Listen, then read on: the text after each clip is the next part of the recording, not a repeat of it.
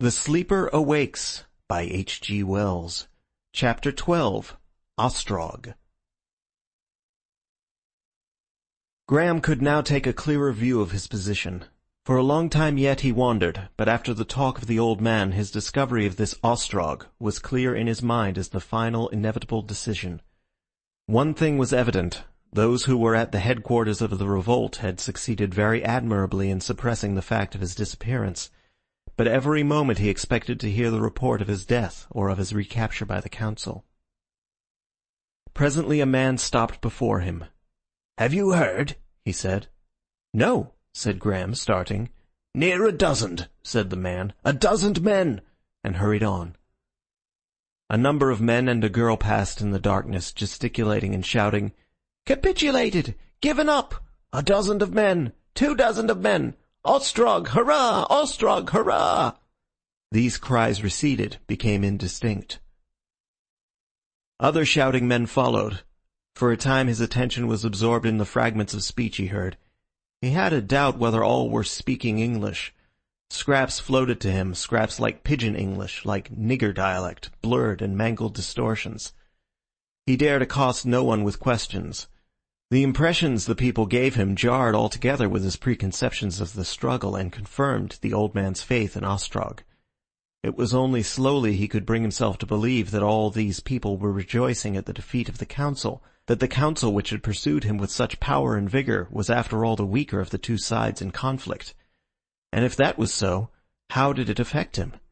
Several times he hesitated on the verge of fundamental questions.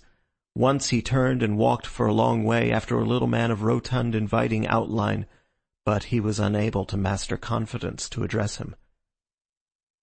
It was only slowly that it came to him that he might ask for the wind-vane offices, whatever the wind-vaned offices might be. His first inquiry simply resulted in a direction to go on towards Westminster. His second led to the discovery of a short-cut in which he was speedily lost. He was told to leave the ways to which he had hitherto confined himself, knowing no other means of transit, and to plunge down one of the middle staircases into the blackness of a crossway.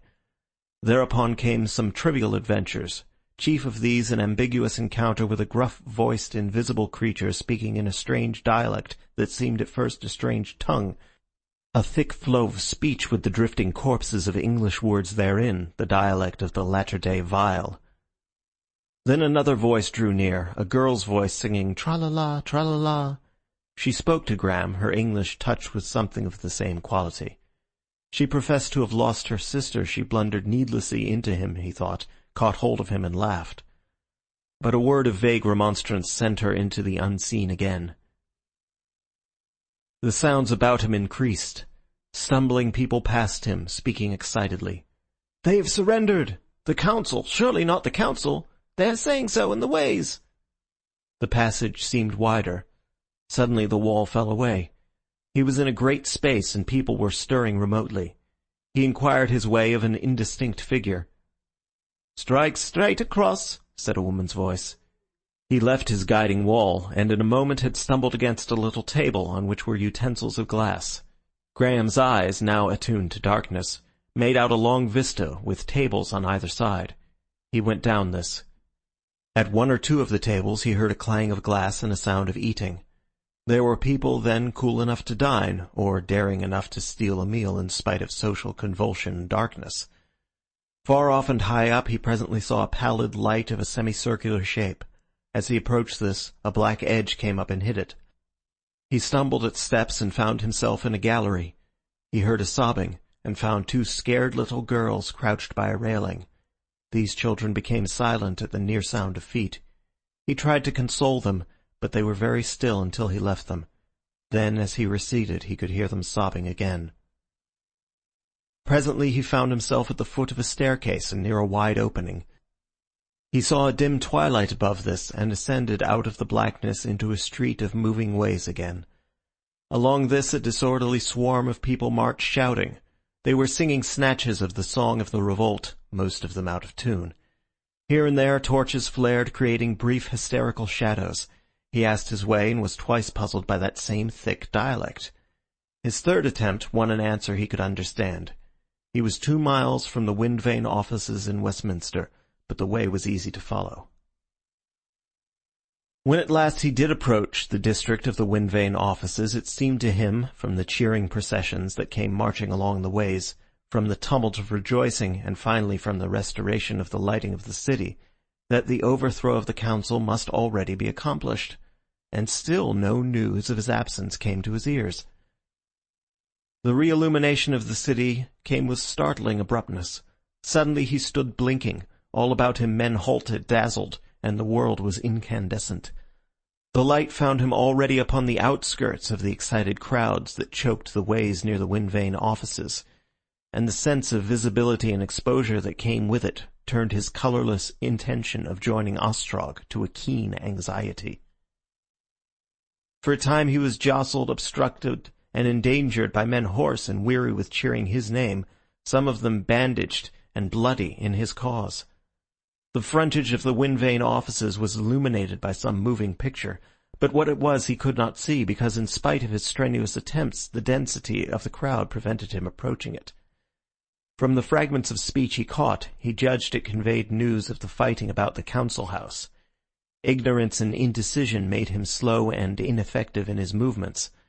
For a time he could not conceive how he was to get within the unbroken facade of this place. He made his way slowly into the midst of this mass of people, until he realized that the descending staircase of the central way led to the interior of the buildings. This gave him a goal, but the crowding in the central path was so dense that it was long before he could reach it. And even then he encountered intricate obstruction, and had an hour of vivid argument first in this guard-room, and then in that, before he could get a note taken to the one man of all men who was most eager to see him. His story was laughed to scorn at one place, and wiser for that, when at last he reached a second stairway, he professed simply to have news of extraordinary importance for Ostrog. What it was he would not say. They sent his note reluctantly. For a long time he waited in a little room at the foot of the lift shaft, and thither at last came Lincoln, eager, apologetic, astonished. He stopped in the doorway, scrutinizing Graham, then rushed forward effusively. "Yes," he cried, "it is you, and you are not dead." Graham made a brief explanation. "My brother is waiting," explained Lincoln. "He is alone in the Wind-Vane offices. We feared you had been killed in the theatre. He doubted, and things are very urgent still in spite of what we are telling them there, or he would have come to you." They ascended a lift, passed along a narrow passage, crossed a great hall, empty save for 2 hurrying messengers, and entered a comparatively little room, whose only furniture was a long settee and a large oval disk of cloudy, shifting grey, hung by cables from the wall. There Lincoln left Graham for a space, and he remained alone without understanding the smoky shapes that drove slowly across this disk. His attention was arrested by a sound that began abruptly. It was cheering, the frantic cheering of a vast but very remote crowd, a roaring exultation. This ended as sharply as it had begun, like a sound heard between the opening and shutting of a door. In the outer room was a noise of hurrying steps and a melodious clinking, as if a loose chain was running over the teeth of a wheel. Then he heard the voice of a woman, the rustle of unseen garments. "It is Ostrog," he heard her say. A little bell rang fitfully, and then everything was still again. Presently came voices, footsteps and movement without. The footsteps of some one person detached itself from the other sounds and drew near, firm, evenly measured steps. The curtain lifted slowly. A tall, white-haired man, clad in garments of cream-colored silk, appeared, regarding Graham from under his raised arm. For a moment the white form remained holding the curtain, then dropped it and stood before it. Graham's first impression was of a very broad forehead, very pale blue eyes deep sunken under white brows, an aquiline nose, and a heavily lined, resolute mouth. The folds of flesh over the eyes, the drooping of the corners of the mouth, contradicted the upright bearing, and said the man was old.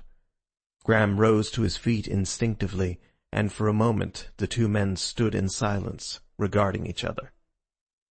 "You are Ostrog?" said Graham. "I am Ostrog." "The boss?" "So I am called." Graham felt the inconvenience of the silence. "I have to thank you chiefly, I understand, for my safety," he said presently. "We were afraid you were killed," said Ostrog, "or sent to sleep again, forever. We have been doing everything to keep our secret, the secret of your disappearance. Where have you been? How did you get here?" Graham told him briefly. Ostrog listened in silence. He smiled faintly. "Do you know what I was doing when they came to tell me you had come?" "How can I guess?" "Preparing your double." "My double?" "A man as like you as we could find. We were going to hypnotize him, to save him the difficulty of acting. It was imperative. The whole of this revolt depends on the idea that you are awake, alive, and with us. Even now a great multitude of people has gathered in the theatre clamoring to see you. They do not trust. You know, of course, something of your position." "Very little," said Graham. "It is like this." Ostrog walked a pace or two into the room and turned. "You are absolute owner," he said, "of the world. You are king of the earth. Your powers are limited in many intricate ways, but you are the figurehead, the popular symbol of government. This White Council, the Council of Trustees, as it is called." "I've heard the vague outlines of these things." "I wondered." "I came upon a garrulous old man." "I see.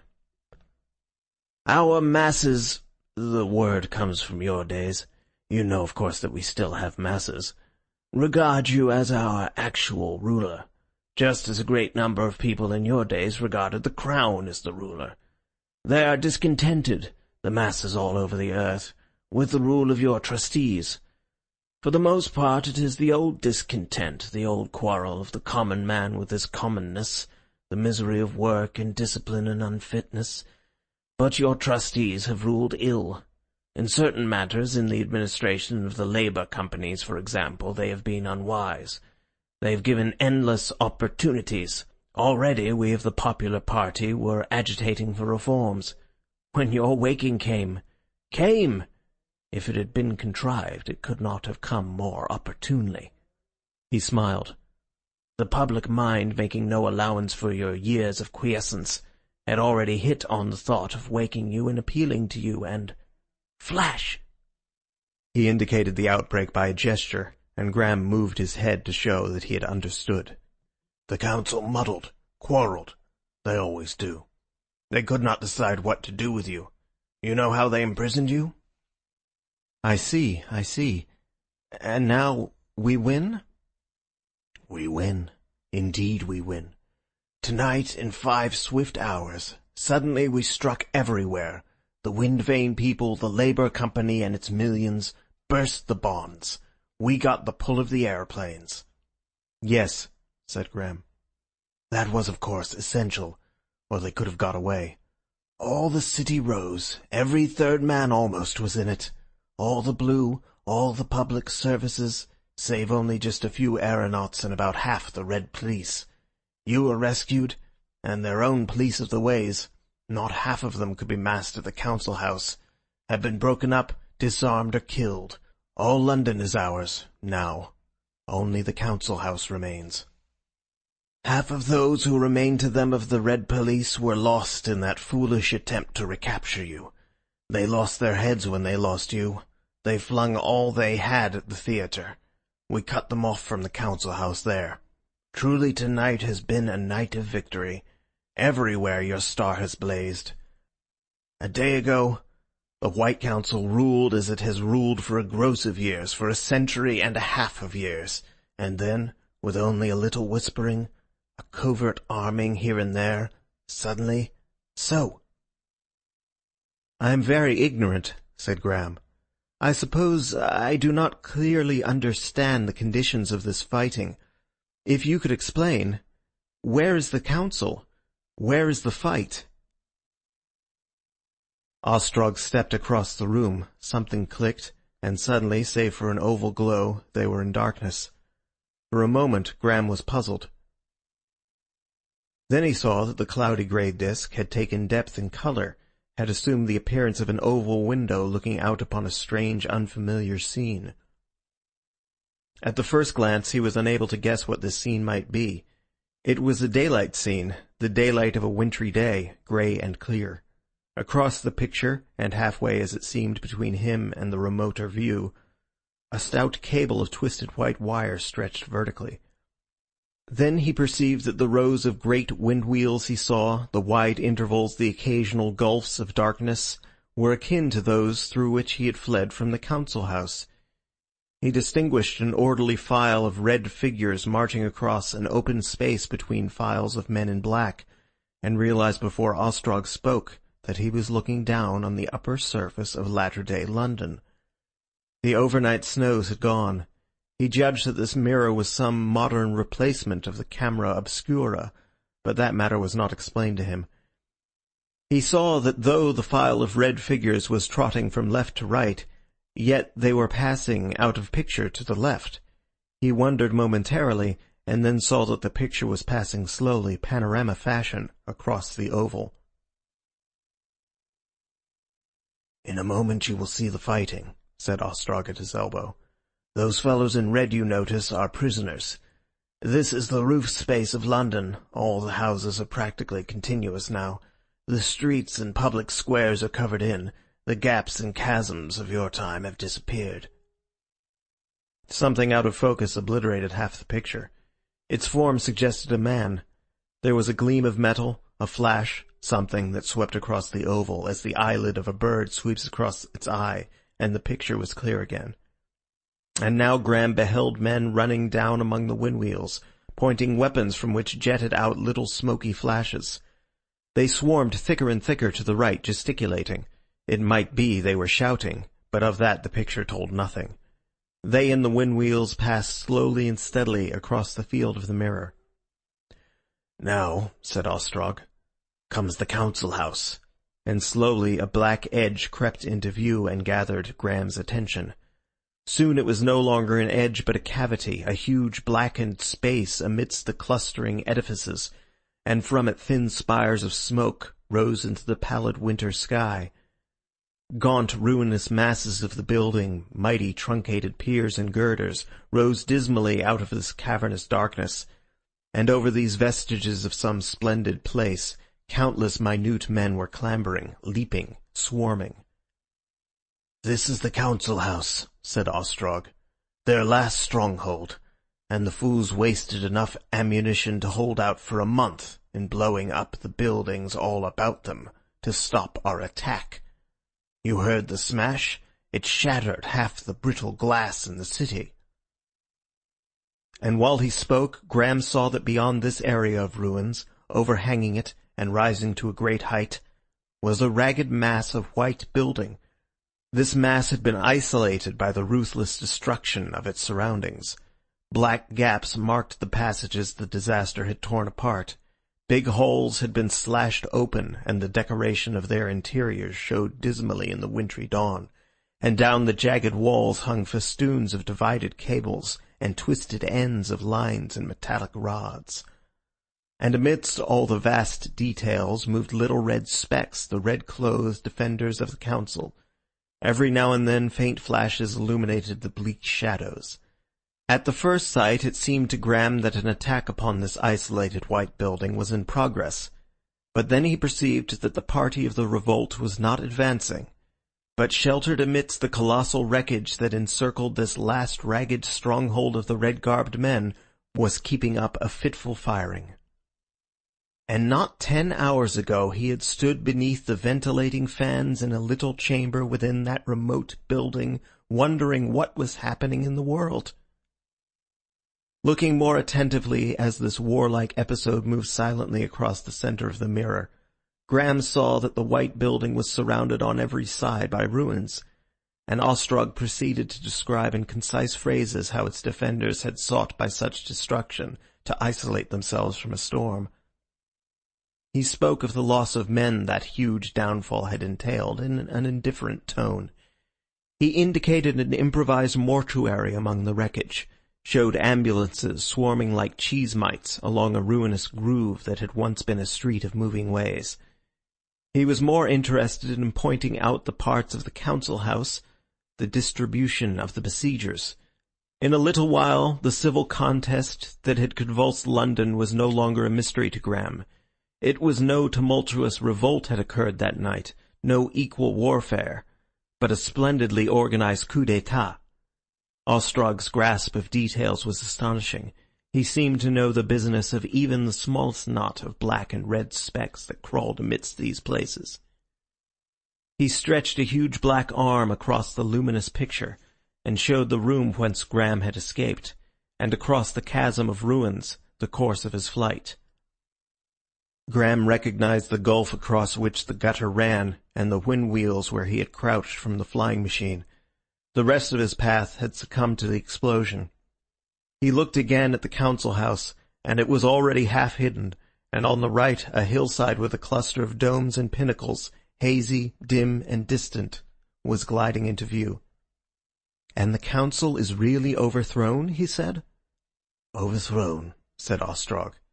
"And is it indeed true that You are master of the world." "But that white flag—" "That is the flag of the council, the flag of the rule of the world. It will fall. The fight is over. Their attack on the theatre was their last frantic struggle. They have only 1,000 men or so, and some of these men will be disloyal. They have little ammunition, and we are reviving the ancient arts. We are casting guns." "But, help, is this city the world?" "Practically this is all they have left to them of their empire. Abroad the cities have either revolted with us or wait the issue. Your awakening has perplexed them, paralyzed them." "But haven't the council flying machines? Why is there no fighting with them?" "They had, but the greater part of the aeronauts were in the revolt with us. They wouldn't take the risk of fighting on our side, but they would not stir against us. We had to get a pull with the aeronauts. Quite half were with us, and the others knew it. Directly they knew you had got away, those looking for you dropped. We killed the men who shot at you an hour ago. And we occupied the flying stages at the outset in every city we could, and so stopped and captured the greater aeroplanes. And as for the little flying machines that turned out, for some did, we kept up too straight and steady a fire for them to get near the council house. If they dropped, they couldn't rise again because there's no clear space about there for them to get up. Several we have smashed, several others have dropped and surrendered. The rest have gone off to the continent to find a friendly city, if they can, before the fuel runs out. Most of these men were only too glad to be taken prisoner and kept out of harm's way. Upsetting a flying machine isn't a very attractive prospect. There's no chance for the council that way. Its days are done." He laughed and turned to the oval reflection again to show Graham what he meant by flying stages. Even the 4 nearer ones were remote and obscured by a thin morning haze. But Graham could perceive they were very vast structures, judged even by the standards of the things about them. And then as these dim shapes passed to the left, there came again the sight of the expanse across which the disarmed men in red had been marching, and then the black ruins, and then again the beleaguered white fastness of the council. It appeared no longer a ghostly pile, but glowing amber in the sunlight, for a cloud shadow had passed. About it the pygmy struggle still hung in suspense, but now the red defenders were no longer firing. So, in a dusky stillness, the man from the 19th century saw the closing scene of the great revolt, the forcible establishment of his rule. With a quality of startling discovery it came to him that this was his world, and not that other he had left behind. That this was no spectacle to culminate and cease. That in this world lay whatever life was still before him, lay all his duties and dangers and responsibilities. He turned with fresh questions. Ostrog began to answer them, and then broke off abruptly.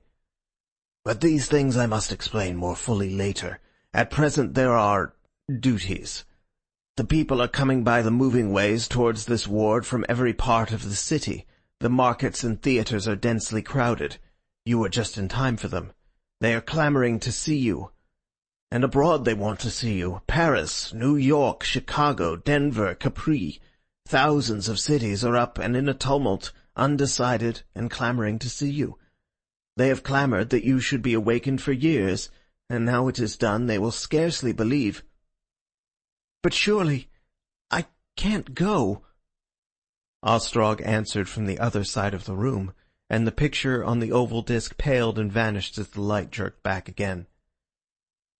There are kinetotelephotographs, he said. As you bow to the people here, all over the world myriads of people packed and still in darkened halls will see you also. In black and white, of course, not like this. And you will hear their shouts reinforcing the shouting in the hall. And there is an optical contrivance we shall use, said Ostrog, used by some of the posturers and women dancers. It may be novel to you. You stand in a very bright light, and they see not you but a magnified image of you thrown on a screen, so that even the furthest man in the remotest gallery can, if he chooses, count your eyelashes. Graham clutched desperately at one of the questions in his mind. "What is the population of London?" he asked. 28 myriads. 8 and what? More than 23 millions. These figures went beyond Graham's imagination. You will be expected to say something, said Ostrog. Not what you used to call a speech, but what our people call a word. Just one sentence, 6 or 7 words, something formal. If I might suggest, I have awakened and my heart is with you. That is the sort of thing they want. What was that? Asked Graham. I am awakened and my heart is with you. And bow royally. But first we must get you black robes, for black is your color. Do you mind? And then they will disperse to their homes. Graham hesitated. I am in your hands, he said. Ostrog was clearly of that opinion. He thought for a moment, turned to the curtain and called brief directions to some unseen attendants. Almost immediately a black robe, the very fellow of the black robe Graham had worn in the theatre, was brought. And as he threw it about his shoulders, there came from the room without the shrilling of a high-pitched bell. Ostrog turned in interrogation to the attendant, then suddenly seemed to change his mind, pulled the curtain aside, and disappeared. For a moment Graham stood with the deferential attendant, listening to Ostrog's retreating steps. There was a sound of quick question and answer and of men running. The curtain was snatched back and Ostrog reappeared, his massive face glowing with excitement. He crossed the room in a stride, clicked the room into darkness, gripped Graham's arm, and pointed to the mirror. Even as we turned away, he said. Graham saw his index finger, black and colossal, above the mirrored council house. For a moment he did not understand, and then he perceived that the flagstaff that had carried the white banner was bare. "Do you mean—" he began. "The council has surrendered. Its rule is at an end for everyone. Look!" And Ostrog pointed to a coil of black that crept in little jerks up the vacant flagstaff, unfolding as it rose. The oval picture paled as Lincoln pulled the curtain aside and entered. "They are clamorous," he said. Ostrog kept his grip of Graham's arm. "We have raised the people," he said. "We have given them arms. For today at least, their wishes must be law." Lincoln held the curtain open for Graham and Ostrog to pass through. On his way to the markets, Graham had a transitory glance of a long, narrow, white-walled room in which men in the universal blue canvas were carrying covered things like biers, and about which men in medical purple hurried to and fro. From this room came groans and wailing. He had an impression of an empty, blood-stained couch, of men on other couches, bandaged and blood-stained. It was just such a glimpse from a railed footway, and then a buttress hid the place, and they were going on towards the markets.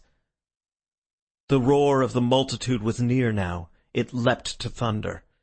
and arresting his attention, a fluttering of black banners, the waving of blue canvas and brown rags, and the swarming vastness of the theatre near the public markets came into view down a long passage. The picture opened out. He perceived they were entering the last great theatre of his first appearance, the great theatre he had last seen as a checkerwork of glare and blackness in his flight from the Red Police. This time he entered it along a gallery at a level high above the stage. The place was now brilliantly lit again. His eyes sought the gangway up which he had fled, but he could not tell it from among its dozens of fellows. Nor could he see anything of the smashed seats, deflated cushions, and such-like traces of the fight because of the density of the people. Except the stage, the whole place was closely packed. Looking down, the effect was a vast area of stippled pink, each dot a still upturned face regarding him. At his appearance with Ostrog, the cheering died away, the singing died away. A common interest stilled and unified the disorder. It seemed as though every individual of those myriads was watching him. End of Chapter 12. Recording by Zachary Brewster Geiss, Greenbelt, Maryland, June 2007.